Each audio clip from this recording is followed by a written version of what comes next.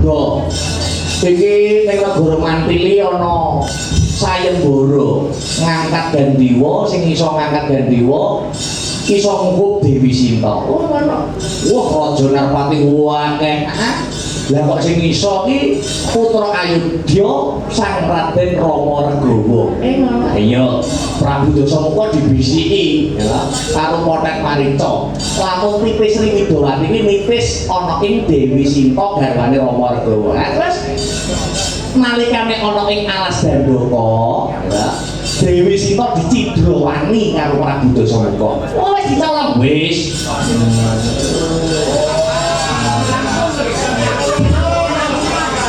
Cara apa ayo?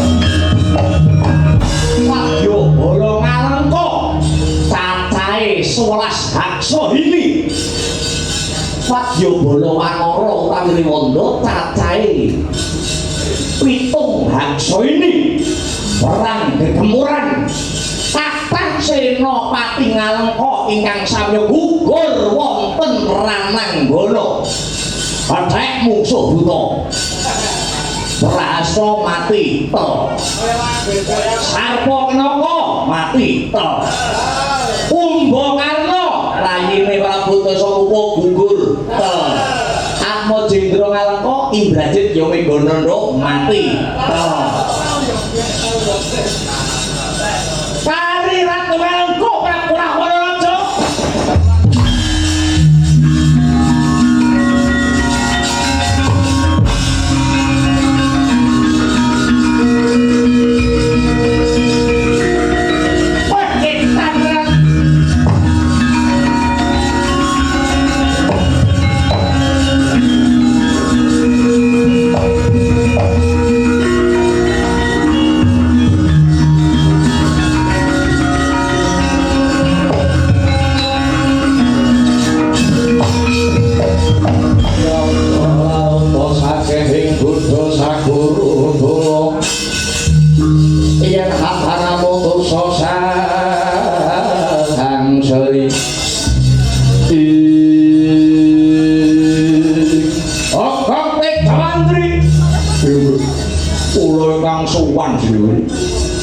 nitik dapur sing dikutut wangune anakku Indrajit gugur madane Rananggana nggih prakara luhuran malah kepara ingkang putra Meghananda ingkang merjai menika Raden Gunawan aku wis ngira aja toh Indrajit sing ora mati yo adikku Kumbakarna sing duweni kasepen iki kowe wae nyatane yo mutar aku Prabu wis pancine Dasamuka ya Sang Rahwana aja dhewean bakal maju dadi Senopati ngadepi si Rama Wijaya sak pagyobarane muyuk nanging sadurunge aku tak pamit dhisik arep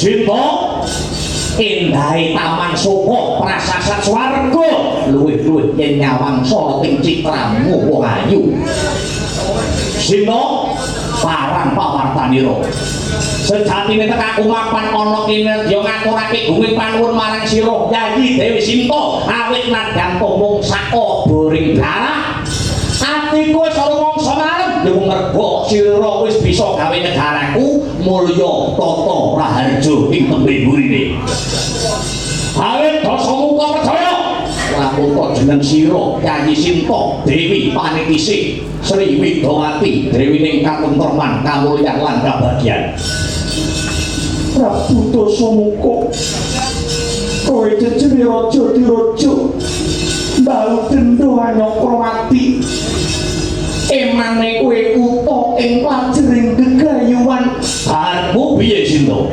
Rahwana setiamu becik gegayuhanmu luhur nanging tinemune jebul kleru panarkamu tumrape wedine sedya kang sejati kleru papan ana ngendi wong ayu kowe ora ngrumangsani menawa rusak ing negaramu tumesing wadya baramu ya mergo saka pakartimu supeting budi rupa ing nalar paugeran kumung prasaja yen kowe tresna marang hayu mesti nemu raharja yen sing larhan utama bakal nemu beda tipe apa cintraka keduwung kang tanpa guna yen betuna ya mung bakal puspra perkara iki kudu ing karampung Sinta pameh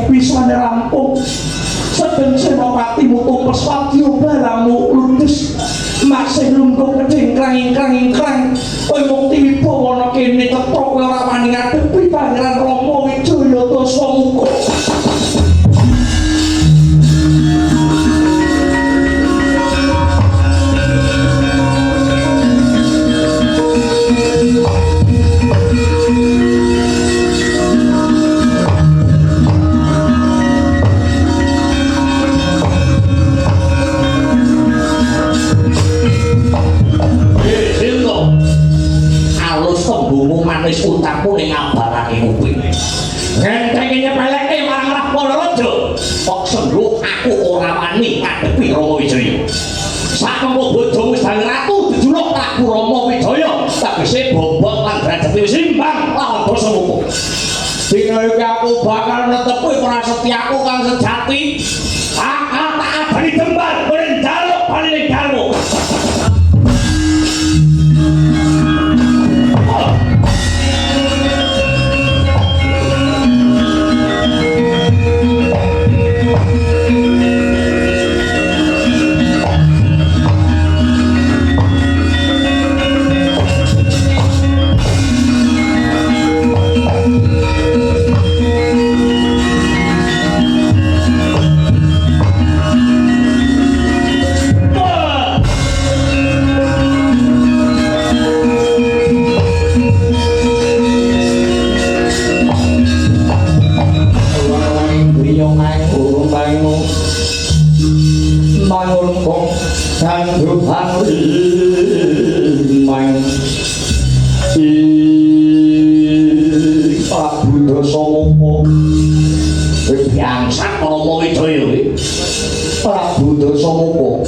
Mumpung durung kedadian sira pemekaning pati isih gedhe palimar maningsun marang Dasamuka nungkula dene garwane ingsun Rakyat Sinta balik marang panjenengan ingsun yen to katemahan mangkono bakal lestari anggonmu dadi ratu mapan ana ing negara Kalengka kene piye aku mbok nungkul ya andemu kowe kuwi sapa anggonmu kowe kuwi sapa kowe ngeman karo aku ora suka ngeman karo Dasamuka.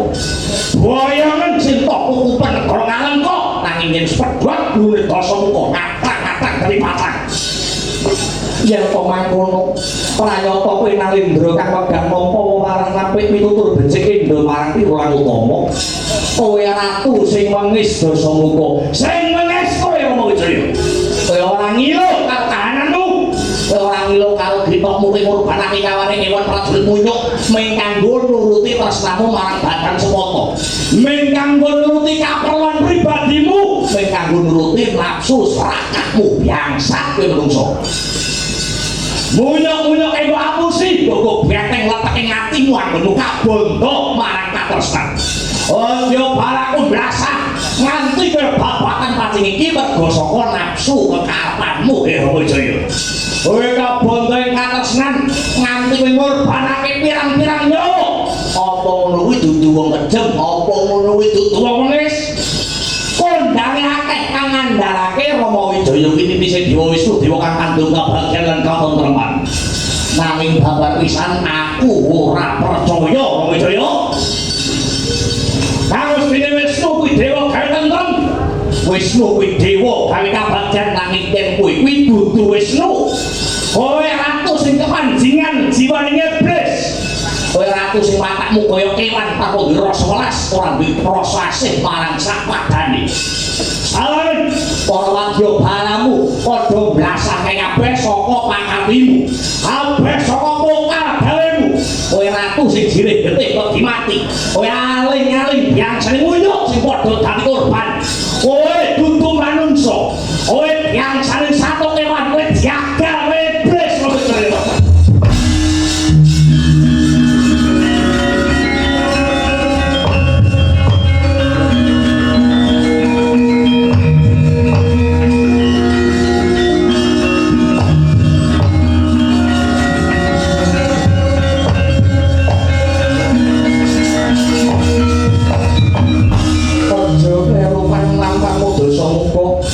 Yakti menganggonmu nampaki perang iki ora mung kasurung bantah ning asmara njaluk bali ning Dewi Sinta babar pisan ora. Nanging sing luwih wigati kewajiban ingsun iku mbrasta pamananing jagat ingkang sinandhang ratu ngalengka sak wadya balane. Mula aja nganti tumpang suh kideping tekad, aja nganti warsa nggone matrapake katresnan lan kewajiban. Ingkang ingsun tindakake mung kudu hanyernake sukretaning bumi kang ora ana liya ya mung kuwi Dasamuka. Dene garwaku Sinta mung kinarya pancatan anggonku bisa sak jagong karo kowe. Dene sakurnaning peperangan iki bakal katondo jaman kang anyar kang kebak ing katentreman ya kuwi jaman Mangkerta lan Raharja. Gombal Wijaya. Utakmu kabeh mau ora ana kang ngono. Kabeh utakmu mau mung kanggo ngetokake sucining tumintakmu ana ngareping wadya barang. Nanging aku weruh regetaning atimu, aku weruh regetaning rasamu. Kowe wong lanang kang kaprawoso dening bojo, kowe wong lanang kang uripmu dikunjara dening katresnan, dikunjara dening cinta. Jejermu satya nang sejatine kowe kuwi wong lelemeran. Kowe wong cireh, kowe wong ringkih Rama Wijaya. Sakarepmu nggonmu ngarani dosa muka. Ingkang baku Rama Wijaya mung ngatepi wajibing urip brasta kang para murka ngruwat ratu ning jagat kanthi teken adiling hukum. Bareng mati tak wujuti banjur ilang nyawamu.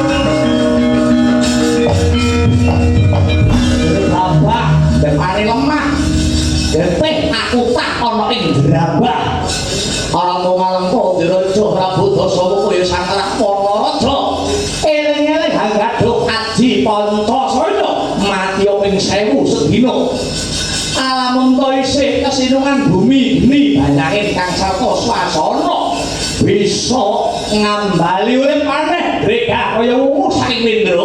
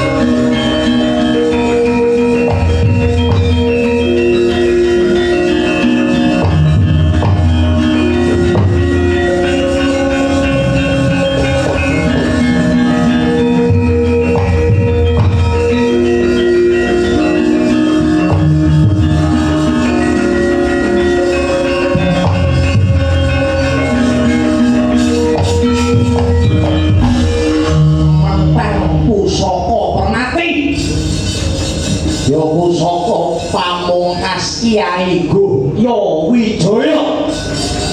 Kiai Guhyo Wijaya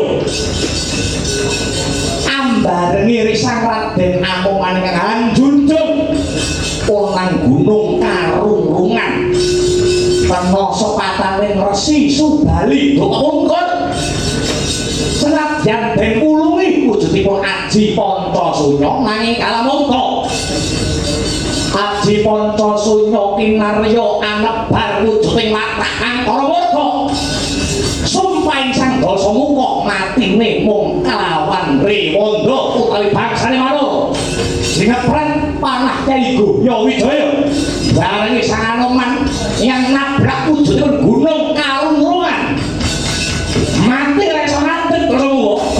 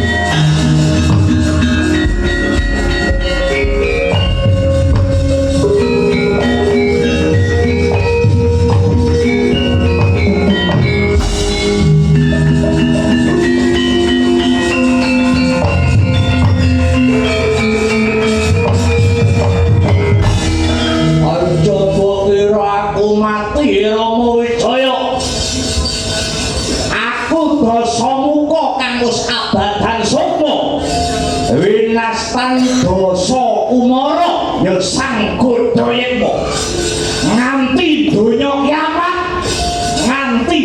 kiamat ora bakal leren nanggonku munggah gunung mundhun jurang ngangklang jagat anggonku duwe dami-daman kepengin sesandingan kelawan wanita sing dadi paniti Sri Mitawati amarga